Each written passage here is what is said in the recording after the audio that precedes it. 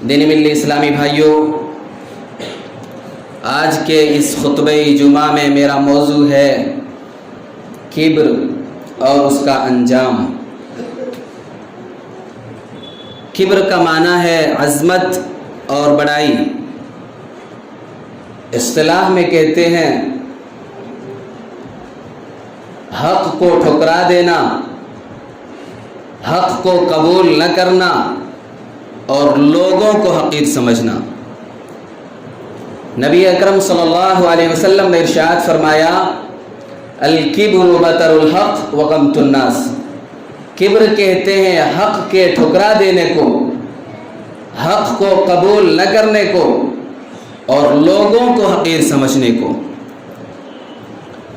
اسلامی بھائیوں، گزشتہ امتوں کی ہلاکت خیزیاں اور ہمارے لیے درس عبرت کے موضوع پر آپ نے کئی خطبے سنے۔ ان تمام امتوں نے حق کا انکار کیا، اپنے آپ کو بڑا سمجھتے رہے، حق کا انکار کرتے رہے، اپنے نبیوں کو اور ان پر ایمان لانے والے مومنوں کو حقیر سمجھتے رہے، اور یہی کبر ہے۔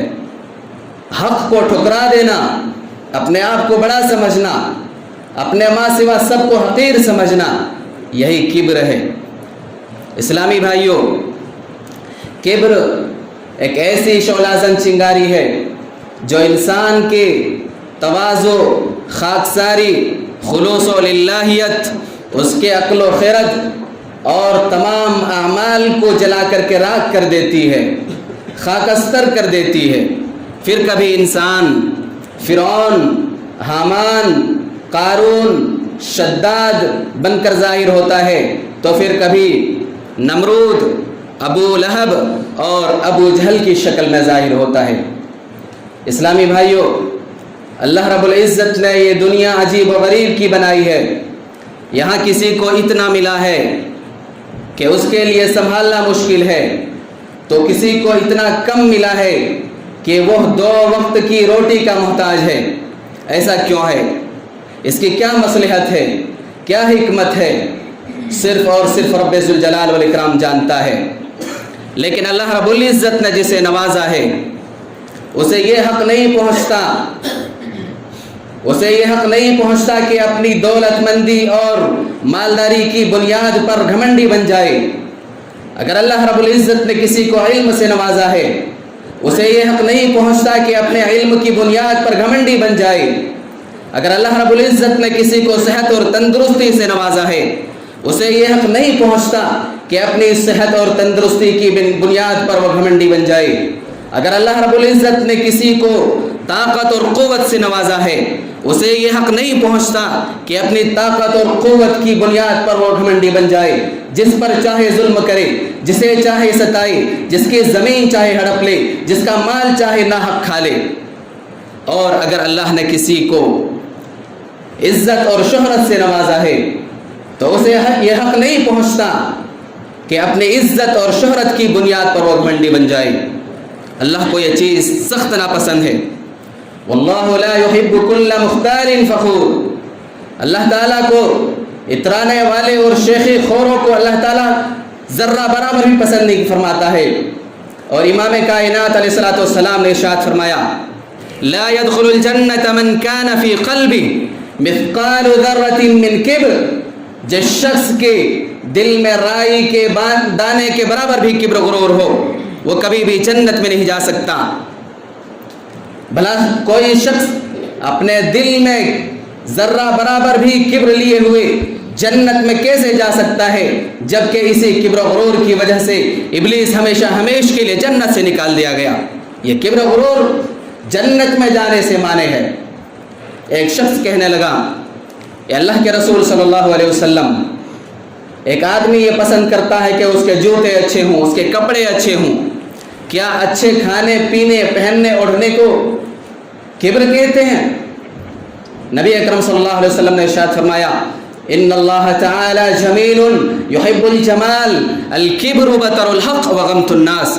کہا کہ نہیں، اگر اللہ نے تمہیں نعمت سے نوازا ہے تو اللہ رب العزت वो नेमतें तुम्हारे जिस्म के ऊपर देखना चाहता है। अच्छा खाना खाना, अच्छा पहनना ओढ़ना, ये किब्र नहीं है। अगर अल्लाह ने दी है तो अच्छी सवारी खरीदिए, अच्छा घर बनाइए। किब्र तो कहते हैं अल किब्र बतरुल हक व गमतुन नास, हक का इनकार कर देना, अपने आप को बड़ा समझना, लोगों को हकीर समझना। अगर कोई शख्स आपके पास हक लेकर के आता है तो उसे इस बुनियाद पर ठुकरा देना कि तू तो कल का लौंडा है, मैं तो ये काम करते करते बूढ़ा हो गया हूँ, आज तक मुझे किसी ने नहीं टोका, बड़ा आया है मुझे दीन समझाने के लिए, ठुकरा दिया, हकीर समझा, मैं तो तुमसे बड़ी उम्र वाला हूँ, मैं जो कुछ कर रहा हूँ मैं सही हूँ। हज़रत क़तादा रहमतुल्लाह अलैहि इरशाद फरमाते हैं, इस रोए ज़मीन का सबसे पहला गुनाह किब्र गुरूर था जो इब्लीस के दिल में पैदा हुआ, इब्लीस के दिल में पैदा हुआ। और ये किब्र गुरूर किस कदर बदतरीन गुनाह है, किस कदर अजीम गुनाह है कि हमेशा हमेश के लिए इस किब्र गुरूर की वजह से हमेशा हमेश के लिए जन्नत से निकाल दिया गया, हमेशा हमेश के लिए वो मलऊन ठहरा, हमेशा हमेश के लिए वो जहन्नमी करार दे दिया गया। इब्लीस का बड़ा मकाम था, इब्लीस बड़े ओहदे पर फाइज था, मकाम मर्तबे वाला था, जन्नत उसका मस्कन था, जन्नत उसकी रिहाइश थी, जन्नत का वो खाजिन था। लेकिन किब्र जैसे अजीम तरीन गुनाह ने उसे हमेशा हमेश के लिए मलऊन ठहरा दिया। ये किब्र गुरूर उसके दिल में कब पैदा हुआ, इब्लीस के दिल में ये किब्र गुरूर कब समाया? हज़रत अब्दुल्लाह इब्न अब्बास रज़ियल्लाहु ताला अन्हुमा फरमाते हैं कि इस रोए ज़मीन पर इंसानों से पहले जिन्नात बसते थे। जब उन्होंने खूरेज़ी शुरू कर दी, फसाद मचाना शुरू कर दिया, तो रब्बे ज़ुल जलाल वल इकराम ने इब्लीस को कमांडर बना करके फरिश्तों का लश्कर दे करके भेजा और वो आया, जिन्नात से जंग की उसने, लड़ भिड़ करके कत्लो गारत गिरी करते हुए, उन्हें खदेड़ते हुए समंदरों के जजीरों और पहाड़ के दामन में पहुंचा दिया। उसी वक्त से इब्लीस के दिल में ये किब्र गुरूर समा गया और कहने लगा कि आज मैंने वो काम कर दिखाया है जो किसी और से नहीं हो सका। लेकिन रब्बे ज़ुल जलाल वल इकराम को ये बात अच्छी नहीं लगी, उसका ये अदा पसंद नहीं आया। फरिश्तों को जमा करके कहा, इन्नी जाइलुन फिल अर्दि खलीफा, मैं ज़मीन में खलीफा उतारना चाहता हूँ, मैं ज़मीन में खलीफा पैदा करना चाहता हूँ। फरिश्ते कहने लगे, क़ालू अतजअलु फ़ीहा मन युफ़सिदु फ़ीहा व यस्फ़िकु दिमा व नहनु नुसब्बिहु बिहम्दिका व नुक़द्दिसु लक। फरिश्ते कहने लगे, परवरदिगार ऐसे शख्स को क्यों पैदा करना चाहता है जो ज़मीन में फसाद मचाएगा, जो खून बहाएगा ज़मीन में। यानी इस इंसान को पैदा करने से पहले तूने जिन्नात को पैदा किया था, उन्होंने खूरेज़ी शुरू कर दी, फसाद मचाया, ये इंसान भी उन्हीं के रविश पर चलेंगे। परवरदिगार अगर इंसानों को पैदा करने का मकसद तेरी इबादत और ज़िक्र अज़कार है तो हम तेरे फरिश्ते ही तेरी इबादत और ज़िक्र अज़कार के लिए काफ़ी हैं। रब्बे ज़ुल जलाल वल इकराम ने नाराज़गी ज़ाहिर करते हुए कहा, इन्नी अअलमु मा ला तअलमून, जो कुछ मैं जानता हूँ तुम नहीं जानते।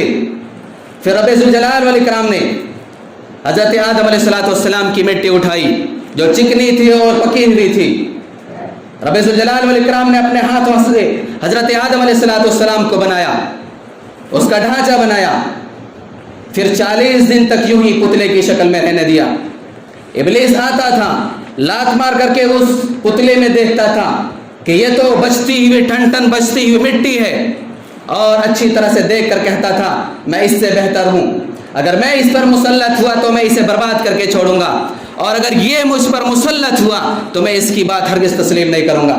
फिर 40 दिन के बाद रब्बे ज़ुल जलाल वल इकराम ने आदम अलैहिस्सलाम के अंदर रूह डाली, उस पुतले के अंदर, मिट्टी के पुतले के अंदर रूह फूंकी, रूह सर की जानिब से फूंकी। जैसे जैसे रूह नीचे उतरती गई, खून और गोश्त बनता गया। हज़रत आदम अलैहिस्सलाम ने जब रूह नाफ तक पहुंच गई, पेट तक पहुंच गई, तो हज़रत आदम अलैहिस्सलाम ने अपने जिस्म को देख कर खुश हुए और झट से उठने की कोशिश की, लेकिन अभी पूरे जिस्म में रूह नहीं पहुंची थी जिसकी वजह से उठ न सके। और इसी जल्दबाजी की तरफ इशारा करते हुए अल्लाह फरमाता है, वकानल इंसानु अजूला, इंसान जल्दबाज है, जल्दबाजी करता है, इंसान बेसब्रा है। फिर जब पूरे जिस्म में रूह पहुंच चुकी, हज़रत आदम अलैहिस्सलाम को छींक आई, کہا الحمدللہ رب العالمین. اس کے جواب میں رب ذوالجلال والاکرام نے کہا یرحمک اللہ. پھر جب آدم علیہ السلام کو اچھی طرح سے بنا چکے تو تمام فرشتوں سے ابلیس سمیت تمام فرشتوں سے اس کے لیے سجدہ کرنے کا حکم دیا. وَإِذْ قُلْنَا لِلْمَلَائِكَةِ اسْجُدُوا لِآدَمَ فَسَجَدُوا إِلَّا إِبْلِيسَ أَبَى وَاسْتَكْبَرَ. تمام فرشتوں سے کہا کہ آدم علیہ السلام کے لیے سجدہ کرو. سبوں نے سجدہ کیا. ابلیس کے دل میں جو کبر و غرور اور تکبر تھا وہ کھل کر کے سامنے آ گیا. ابا واستکبر, اس نے انکار کیا اور تکبر کرنے لگا. واستکبر, گھمنڈ میں آ گیا. میں اس سے بڑی عمر والا ہوں, میں اس سے زیادہ طاقتور ہوں, میں اس سے افضل ہوں, میں اسے کیوں پر سجدہ کروں. سورہ اعراف میں اللہ فرماتا ہے وَلَقَدْ خَلَقْنَاكُمْ ثُمَّ صَوَّرْنَاكُمْ ثُمَّ قُلْنَا لِلْمَلَائِكَةِ اسْجُدُوا لِآدَمَ فَسَجَدُوا إِلَّا إِبْلِيسَ لَمْ يَكُنْ مِنَ السَّاجِدِينَ. ہم نے تمہیں پیدا کیا, تمہاری شکل و صورت بنائی اور پھر تمام فرشتوں سے کہا آدم کے لیے سجدہ کرو. سبوں نے سجدہ کیا سوائے ابلیس کے. ابلیس سجدہ کرنے والے لوگوں میں شامل نہ ہوا. رب ذوالجلال والاکرام نے ابلیس سے پوچھا قال ما منعك الا تسجد اذ امرتك, تمہیں کس چیز نے سجدہ کرنے سے منع کر دیا جبکہ یہ میرا آرڈر اور حکم تھا. تمہیں کس نے منع کیا سجدہ کرنے سے, آخر کیوں نہیں سجدہ کیا. کہنے لگا انا خیر من خلقتنی من نار وخلقتہ من طین, میں اس سے بہتر ہوں. تو نے مجھے آگ سے پیدا کیا ہے, آگ کی خاصیت اوپر اٹھنا ہے. تو نے اسے مٹی سے پیدا کیا ہے, مٹی کی خاصیت نیچے جانا ہے. میں اس سے بہتر ہوں. یہ حقیر ہے, نیچ ہے. ابلیس نے حق کا انکار کر دیا. حق تو یہ تھا کہ اللہ کا حکم مانتے ہوئے اس کے سامنے سجدہ کرتا. حق کا انکار کر دیا. ساتھ ہی ساتھ آدم علیہ السلام کو حقیر سمجھا, اپنے آپ کو بڑا سمجھا, میں بہتر ہوں. یہی کبر ہے کہ سجدہ نہیں کروں گا. یہ سجدہ کون سا تھا؟ سجدہ تعظیمی, ریسپیکٹ دینے کے لیے یہ سجدہ تھا. سجدہ عبادت نہیں تھا. سجدہ عبادت صرف رب ذوالجلال والاکرام کے لیے ہے. لیکن امت محمدیہ میں سجدہ, یہ سجدہ بھی حرام قرار دیا گیا. کوئی بڑا سے بڑا بادشاہ بھی آ جائے اس کے سامنے ہم جھک نہیں سکتے, ریسپیکٹ دینے کے لیے بھی نہیں جھک سکتے. جب اس نے انکار کر دیا رب ذوالجلال والاکرام کو غصہ آیا, میرا حکم تم نے ٹھکرایا ہے. غصے میں آ کر کے رب ذوالجلال والاکرام نے کہا, سورہ اعراف کی آیتیں پڑھ رہا ہوں, فَاهْبِطْ مِنْهَا فَمَا يَكُونُ لَكَ أَن تَتَكَبَّرَ فِيهَا فَاخْرُجْ إِنَّكَ مِنَ الصَّاغِرِينَ. جاؤ تو میری جنت سے نکل جا, میری جنت سے اتر جا. میری جنت میں رہ کر تجھے تکبر کرنے کا کوئی حق حاصل نہیں ہے. تو ذلیل لوگوں میں شمار ہونے لگا ہے. جب اس نے دیکھا کہ میں جنت سے نکالا جا رہا ہوں آدم کی وجہ سے, آدم اور اولاد آدم جنت میں, میں اور میری اولاد آنے والی نسل جہنم میں, یہ کیسے ہو سکتا ہے. اس کے حسد میں اضافہ ہوا, جل بن کر کے راکھ ہو گیا. کہنے لگا انذرنی الی یوم یبعثون, پروردگار تو مجھے مہلت دے, قیامت تک میں تیرے بندوں کو گمراہ کروں گا, تیرے بندوں کو نماز پڑھنے سے روکوں گا, تیرے بندوں کو سیدھی راہ سے بہکاؤں گا, تیرے بندوں کو اپنے ساتھ جہنم میں لے کر کے جاؤں گا. صرف ہم جہنم میں جائیں یہ کیسے ہو سکتا ہے, تیرے بندوں کو بھی جہنم میں لے کر کے جاؤں گا. رب ذوالجلال والاکرام نے کہا انک من المنذرین, جاؤ تجھے مہلت مل گئی. رب ذوالجلال والاکرام نے مہلت کیوں دی, ہمیں بہکانے کی مہلت کیوں دی؟ تاکہ وہ اپنے بندوں کی آزمائش کر سکے. کون رب کی بات مانتا ہے وہ ہمارا امتحان لے سکے. کون رب کی بات مانتا ہے, کون شیطان اور ابلیس کی بات مانتا ہے, کون رب کا پجاری بنتا ہے, کون ابلیس کا پجاری بنتا ہے. مہلت دے دی اللہ رب العزت نے. جب اسے مہلت مل گئی کہنے لگا قال فبما اغويتني لاقعدن لهم صراطك المستقيم ثم لآتينهم من بين ايديهم ومن خلفهم وعن ايمانهم وعن شمائلهم ولا تجد اكثرهم شاكرين. کہنے لگا پروردگار تو نے مجھے گمراہ کر دیا ہے, اللہ کی قسم میں ان کے لیے تیری سیدھی راہ پر بیٹھوں گا, ان پر حملہ کروں گا, تیرے بندوں پر آگے سے بھی حملہ کروں گا, پیچھے سے بھی حملہ کروں گا, دائیں سے بھی حملہ کروں گا. بائیں سے بھی حملہ کروں گا، چاروں طرف سے میں تیرے بندوں کو گمراہ کروں گا، انہیں اپنے پنجے میں جکڑنے کی کوشش کروں گا، انہیں اپنے جال میں پھنسانے کی کوشش کروں گا۔ وَلَا تَجِدُ أَكْثَرَهُمْ شَاكِرِينَ، ان میں سے اکثریت میری جال میں پھنس جائیں گے، اکثریت میرے دامن میں آ کے پھنس جائیں گے، ان کی اکثریت میرے فرما بردار ہو جائیں گے، بس بہت کم ہوں گے مخلص بندے اقلیت میں۔ جو تیرے مخلص بندے ہیں وہ میرے بہکاوے میں نہیں آ سکتے، وہ میرے بہکاوے میں نہیں آ سکتے، اکثریت میرے بہکاوے میں آ جائیں گے۔ رب ذوالجلال والاکرام نے کہہ دیا جو اپنے رب کا حکم ٹھکرائے گا، جو تیری پیروی کرے گا، تیرے ساتھ اسے بھی جہنم میں ڈھکیل دوں گا۔ اسلامی بھائیوں، ان آیتوں میں ذرا غور کریں۔ ابلیس نے قسم کھا کر کے اللہ سے وعدہ کیا ہے کہ میں تیرے بندوں کو گمراہ کروں گا، قسم کھا کر کے وعدہ کیا ہے، ایسے ویسے وعدہ نہیں، قسم کھا کر کے وعدہ کیا ہے کہ میں تیرے بندوں کو گمراہ کروں گا، سیدھی راہ پر بیٹھوں گا، چاروں طرف سے حملے کروں گا، ہر ممکن طریقے اپناؤں گا انہیں گمراہ کرنے کا، اور میں اسے اپنے ساتھ جہنم میں لے کر کے جاؤں گا۔ انہیں اللہ رب العزت نے بھی مہلت دے دی ہے۔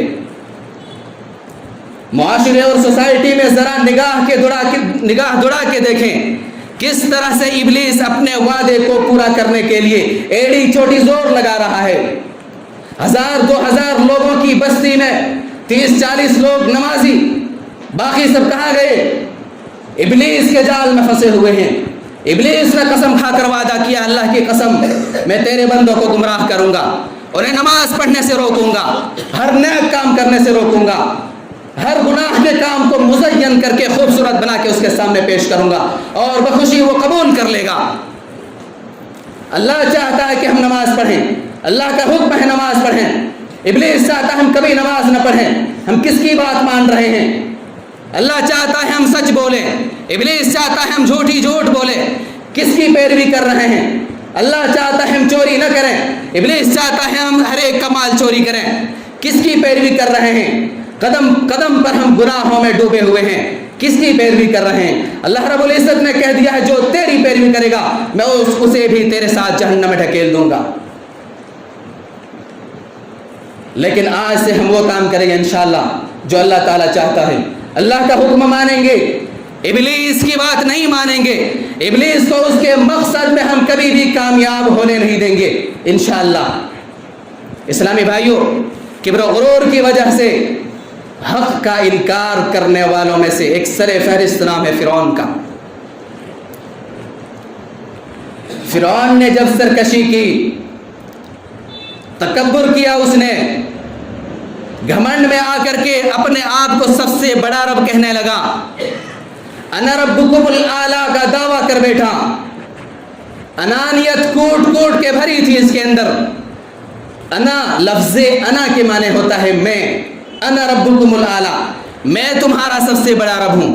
انانیت کوٹ کے بھری ہوئی تھی، انا انا انا، میں ہوں، سب کچھ میں ہوں، میرے علاوہ کوئی کچھ نہیں ہے، سب ذلیل و حقیر ہیں۔ جب اس نے کہا کہ میں سب سے بڑا ہوں، تمہارا رب ہوں، تمہارا معبود ہوں، رب ذوالجلال والاکرام نے موسیٰ علیہ السلام کو بھیجا، اذهب الى فرعون انه طغى، جاؤ فرعون کے پاس، اس نے سرکشی اختیار کر رکھی ہے، بڑا سرکش ہو گیا ہے، بڑا نافرمان ہو گیا ہے، بڑا ظالم ہو گیا ہے، بڑا متکبر ہو گیا ہے، جاؤ اسے نصیحت کر۔ موسیٰ علیہ السلام نے کہا، میرے پروردگار، میں معذرت چاہتا ہوں، میری زبان اتنی صاف نہیں ہے، میرے ساتھ میرے بھائی ہارون کو بھی بھیج دے۔ موسیٰ علیہ السلام کے کہنے پر رب ذوالجلال والاکرام نے حضرت ہارون علیہ السلام کو بھی ان کے ساتھ کر دیا۔ کہا اذهبا الى فرعون انه طغى، جاؤ تم دونوں جاؤ فرعون کے پاس، اس نے سرکشی اختیار کر رکھی ہے، بڑا متکبر بن گیا ہے، بڑا تکبر کرنے والا ہو گیا ہے، جاؤ اسے سیدھا کرو۔ فقولا له قولا لینا لعله يتذكر او يخشى، جاؤ تم دونوں اس کے پاس پہنچ کر کے نرمی سے گفتگو کرنا، اسے نصیحت کرنا، شاید وہ نصیحت حاصل کر لے، ربوبیت کا دعویٰ چھوڑ دے، اللہ سے ڈرنے والا ہو جائے، جاؤ تم دونوں۔ فَأْتِيَا فِرْعَوْنَ فَقُولَا إِنَّا رَسُولُ رَبِّ الْعَالَمِينَ. جب دونوں فرعون کے پاس پہنچے، موسیٰ اور ہارون علیہ السلام پہنچے، کہنے لگے اِنَّا رَسُولُ رَبِّ الْعَالَمِينَ، ہم دونوں رب العالمین کے رسول ہیں. تو فرعون نے متکبرانہ انداز میں استہزاء اور مذاق اڑاتے ہوئے کہا وَمَا رَبُّ الْعَالَمِينَ، یہ رب العالمین کون ہے؟ کس رب العالمین کے رسول ہو تم؟ موسیٰ علیہ السلام نے کہا رب السماوات والارض وما بینہما ان کنتم موقنین، جو تمام آسمانوں اور زمین اور جو کچھ ان کے درمیان چیزیں، ساری چیزوں کا خالق، پالنہار اور پروردگار ہے، اگر تم یقین کرو. اتنا بڑا متکبر اور سرکش اور ظالم کہاں یقین کرنے والا تھا؟ اپنے حمایتیوں سے کہنے لگا، اپنے درباریوں سے کہنے لگا، قبطیوں سے کہنے لگا، اپنے درباریوں سے کہنے لگا یا ایھا الملأ ما علمت لکم من الہ غیری، اے میرے درباریوں، اپنے سوا میں تمہارا کوئی معبود نہیں سمجھتا، تمہارا رب صرف اور صرف میں ہوں، تمہارا معبود اور رب میں ہوں، میرے علاوہ کوئی رب نہیں ہے. اور متکبرانہ انداز میں کہنے لگا فَأَوْقِدْ لِي يَا هَامَانُ عَلَى الطِّينِ فَاجْعَلْ لِي صَرْحًا لَعَلِّي أَطَّلِعُ إِلَىٰ إِلَٰهِ مُوسَىٰ، اے حامان تو میرے لیے مٹی کو پکاؤ، اینٹیں بنواؤ اور ایک آسمان کو چھوتی ہوئی ایک بلڈنگ بناؤ، ایک بڑا سا ٹاور بناؤ، اس کی چوٹی پر میں چڑھ کر دیکھوں، جھانک کر دیکھوں کہ موسیٰ کا رب کدھر ہے، رب العالمین کدھر ہے، موسیٰ کا رب کہاں بستا ہے، ذرا دیکھوں میں جھانک کر کے. کتنا بڑا سرکش تھا، کتنا بڑا ظالم تھا، کتنا بڑا متکبر تھا. رب ذوالجلال والاکرام نے فرمایا فَأَخَذْنَاهُ وَجُنُودَهُ فَنَبَذْنَاهُمْ فِي الْيَمِّ فَانظُرْ كَيْفَ كَانَ عَاقِبَةُ الظَّالِمِينَ.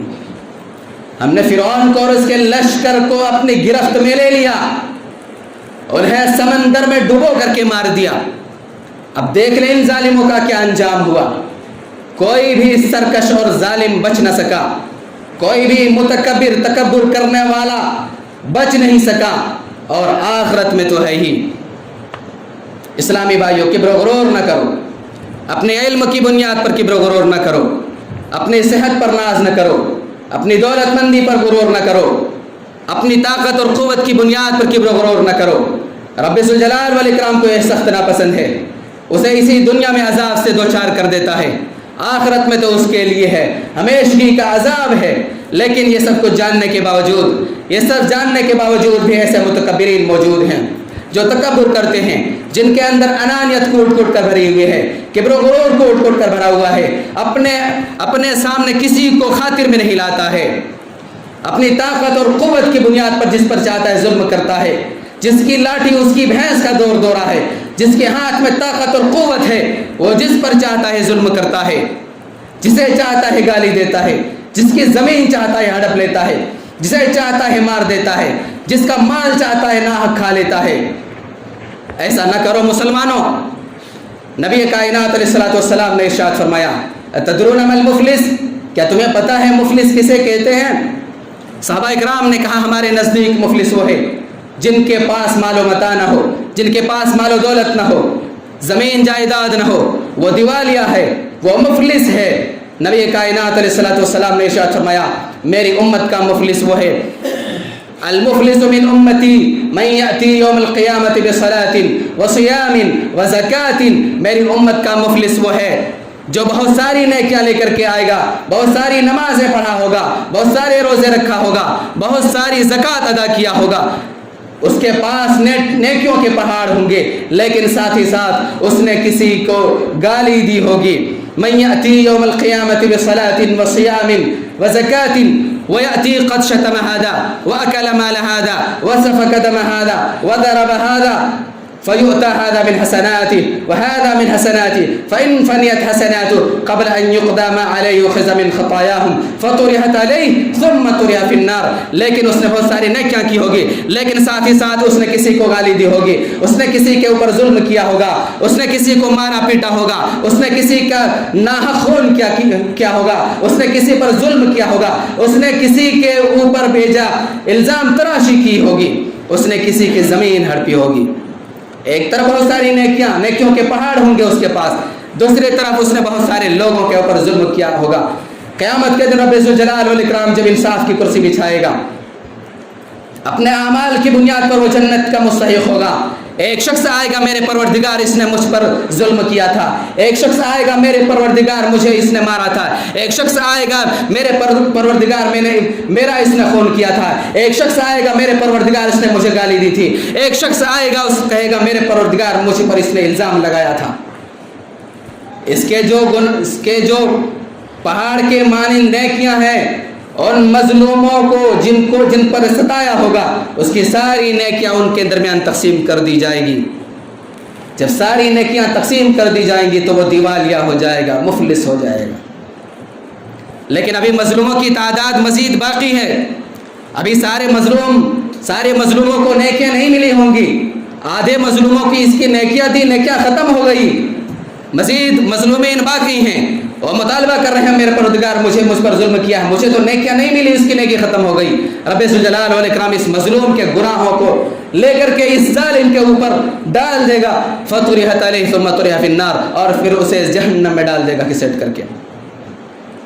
اسلامی بھائیو ذرا غور کریں، جس دن انسان ایک ایک نیکی کے لیے ترس رہا ہوگا، انسان ایک دوسرے سے دور بھاگ رہے ہوں گے۔ یوم یفر المرء من اخیہ وامہ وابیہ وصاحبتہ وبنیہ، جس دن انسان اپنے بھائی سے دور بھاگے گا، اپنے بیوی بچوں سے دور بھاگیں گے، اپنی بیوی بچوں سے دور بھاگیں گے، ماں باپ سے دور بھاگیں گے، اپنے دوست سے دور بھاگیں گے کہ کہیں نیکی نہ مانگ لے۔ اس دن اس کی ساری نیکیاں بانٹ دی جائیں گی اور دیوالیہ اور مفلس ہو جائے گا۔ اسلامی بھائیوں، امام کائنات علیہ الصلوۃ والسلام نے ارشاد فرمایا، جو شخص اس دنیا میں بڑا بنا کرتا ہے، اپنے آپ کو بڑا سمجھتا ہے، لوگوں کو حقیر سمجھتا ہے، کل قیامت کے دن رب ذوالجلال والاکرام اسے حقیر اور ذلیل کرے گا، اسے چھوٹی چھوٹی چیونٹیوں کی شکل میں اٹھائے گا۔ سارے لوگ دیکھیں گے تو پہچان جائیں گے کہ یہ دنیا کے اندر بڑا بنا کرتا تھا، اس لیے آج چھوٹی چھوٹی چیونٹیوں کی شکل میں اٹھایا گیا ہے۔ سارے لوگ اسے اپنے پاؤں تلے رون دیں گے۔ اس لیے کبر و غرور نہ کرو۔ رب ذوالجلال والاکرام سے دعا کرتے ہیں، پروردگار تو ہمیں ہمارے دل کو صاف کر دے، کبر و غرور سے، تمام گناہوں سے صاف کر دے، اور ہمارے اندر تواضع، خاکساری، خلوص و للہیت بھر دے ہمارے دلوں میں۔ اے رب ذوالجلال والاکرام، ہم میں سے جو پریشان حال ہیں ان کی پریشانیوں کو دور فرما دے۔ اے رب ذوالجلال والاکرام، تو ہمارے گناہوں کو بخش دے، ابلیس کے پنجے سے ہمیں بچا لے، ابلیس کے جال سے ہمیں بچا لے۔ اے رب ذوالجلال والاکرام، تو ہمیں نماز پڑھنے کی توفیق دے۔ اے رب ذوالجلال والاکرام، تو ہمیں نیک اعمال کی توفیق عطا فرما، گناہوں سے تو ہمیں بچائے رکھ۔ اے رب ذوالجلال والاکرام، ہم میں سے جو پریشان حال ہیں ان کی پریشانیوں کو دور فرما دے۔ اے رب ذوالجلال والاکرام، جو بیمار ہیں ان کو شفائے کاملہ عاجلہ عطا فرما۔ اے رب ذوالجلال والاکرام، جو اس دنیا سے جا چکے ہیں پروردگار، تو ان کی بال بال مغفرت فرما، ان کے قبروں کو تو روشن کر دے۔ اور اے رب ذوالجلال والاکرام، تو ہمیں کل قیامت کے دن اٹھانا تو ان لوگوں کی صف میں نہ کھڑا کرنا جن پر تیرا غضب ہے، بلکہ انبیاء، صدیقین اور شہداء کی صف میں ہمیں کھڑا کرنا۔ آمین تقبل رب العالمین، وآخر دعوانا الحمد للہ رب العالمین۔